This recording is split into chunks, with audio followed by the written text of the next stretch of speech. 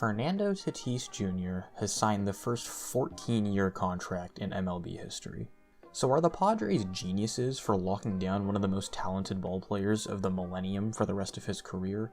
Or are they morons for paying the GDP of a small nation to someone that's played less than a season of games in the majors? The truth is somewhere in between, but I'm inclined to say it's probably a smart move. Sure, there's risk involved guaranteeing this much time and money, but that's what this video is all about. The first thing to look at is the length of the extension, since I think the longest contract in baseball history is probably notable enough to dive into. Tatis is just 22 years old and has only accrued 2 seasons of Major League service time, so if anyone was a good candidate for this type of deal, it's him. Since Tatis is so young, the extension can sort of be looked at as 2 separate contracts, the first covering his arbitration years, and the second covering his first 10 years of potential free agency.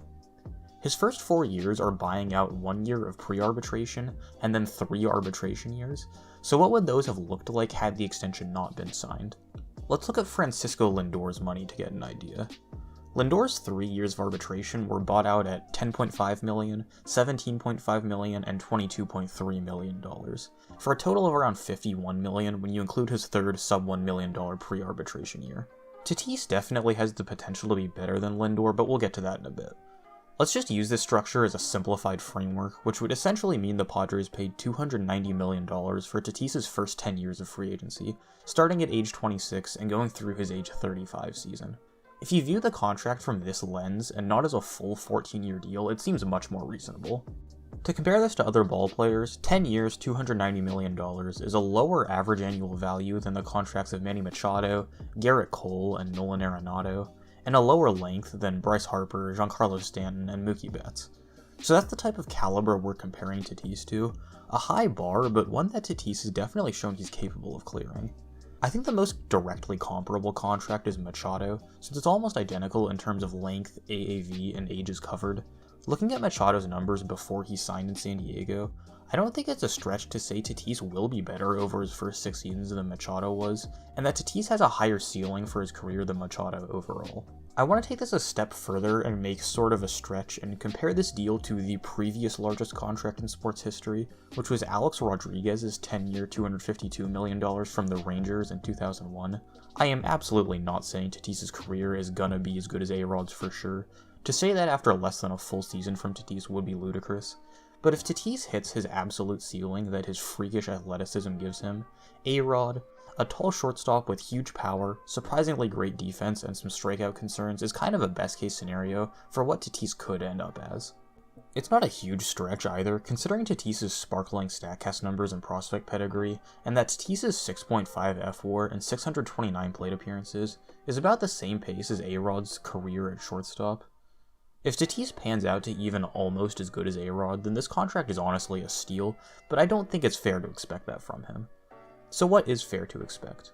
Tatis has proven that he's an MVP candidate already, so will he get any better? Or is it possible he'll lose form or worse get injured, which would probably make the contract a disaster? This is the biggest risk involved in the contract, is that there's just not a lot of information to draw conclusions from for Tatis. The fact the Padres were willing to make this leap shows how confident they are in Tatis's tools, but there have been a lot of one-year wonders, so is it possible Tatis will become one of these? I really think it's unlikely, at least to a disastrous degree, since his tools have been so hyped up as a minor leaguer and he's proven he can translate them into the majors. In Tatis's short MLB career, he's already improved from a below-average defender to a well-above-average one.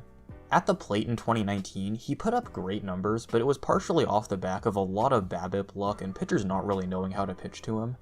In 2020, his numbers were similar, but he notably improved both his walk and strikeout rates, and did it all while pitchers had more information to go off of. His 150 career WRC+ is the best among shortstops over the last 2 years, and it really isn't even close. So yeah, he really has been that good with the stick, and he's likely to get even better. He's a truly special talent, so I think the injury risk is bigger than the risk he stops performing. Tatis was already sidelined in 2019 for half the year, but that was for more of a freak injury than one likely to reoccur. For a player like Tatis, though, that relies a lot on their athleticism, something like a knee or Achilles injury could have huge consequences on their career. So let's put it all together. Tatis is already great, he's unlikely to decline in the near future, and if everything pans out, he could be an all-timer. Since his contract buys out 4 years he was already under team control for, the Padres are basically prepaying a 10-year, $290 million free agent deal. This is certainly huge, but considering how young Tatis will be when he would have hit free agency, it's likely to be fair and may even end up being a discount. With any contract this big, there's inherent risk involved, but the Padres have weighed the risk and decided that if Tatis continues to be as good as he has, or even gets better, they're paying less than they would have if they waited for him to reach free agency naturally. Deeper than that, it just cements that San Diego is willing to shell out the big bucks and go all in on their franchise players, which is definitely a good sign for their fans and something more organizations in baseball should be doing. So is the Tatis deal insane? A little bit, yeah. But I think we'll look at it in hindsight as a shrewd business move, or at least one that won't ruin the Padres unless Tatis suffers an injury, which would frankly be a disaster for all of baseball, not just the Padres.